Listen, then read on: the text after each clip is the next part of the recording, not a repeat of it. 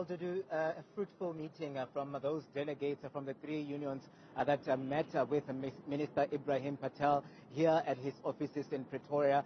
They are saying that, be it as it may, that commitment coming out of government to say that they are going to be investigating operations at Clover over those retrenchments, concerns raised by the three unions to say if this matter is not investigated at Clover by the national government, it is going to lead to a jobs bloodbath at that company. And they were saying that also Melco, the company, the consortium that bought Clover in 2019, needs to be investigated. And a commitment coming out from Minister Ebrahim Patel, we are being told that he is going to be investigating all of this and the merger between Melco and Clover. And there is also that commitment by the Competition Commission as well that will be stepping in as well. Tomorrow they are going to be meeting with the Competition Commission to ensure that a report is presented to the Competition Commission. They're saying that they've got evidence that proves that Melco, that company that bought Clover in 2019,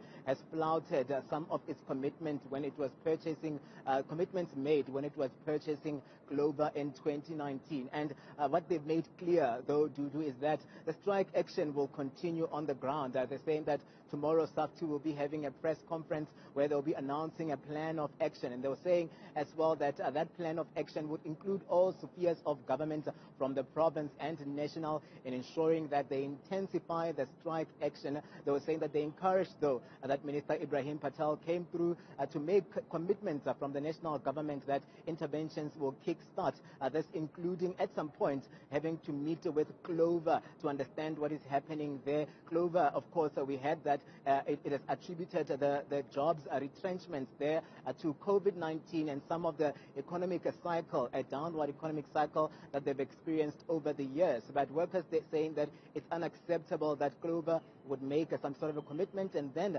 later on renege on that. But I'm going to ask my colleague Senzo to just pan as we show you the Minister Ebrahim Patel, who's also coming out of that meeting. It proved to be a fruitful one. We'll just engage with him a bit to find out, the commitment coming out of the national government following that meeting with the three unions. Minister, thank you very much for joining us on Newsroom 405. We just want to get an understanding of the unions coming out to say the meeting was fruitful and there was a commitment from government to intervene where this matter is concerned. What is your take following that meeting with the unions?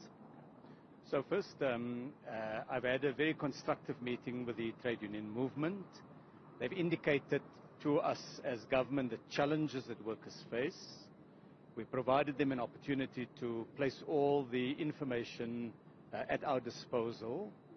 And we made the point that protecting jobs in South Africa is very important. Obviously, their concern is that the company, in their view, is in breach of the Competition Act in respect of the conditions that were imposed by the competition authorities at the time of the buyout of the firm by new owners. That would now need to be factually investigated, and that has been referred to the competition authorities. So at this stage, we're evaluating the information to be able to see how best to proceed. And at the same time, of course, as with all companies, it's important for us to find ways of saving jobs and ensuring that South Africa has requisite industrial capability. I'm not going to be able to be drawn beyond that because I've just finished the meeting and I want to be able to look at the information that has been tabled. Thank you very much. Thank you. The Trade and Industries Minister Ebrahim Patel there, just giving us a sense of what came out of those engagements with the three unions.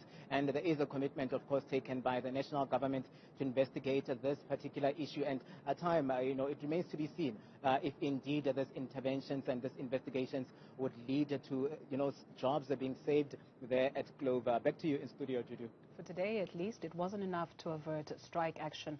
Katlego Legodi, thank you very much for those details.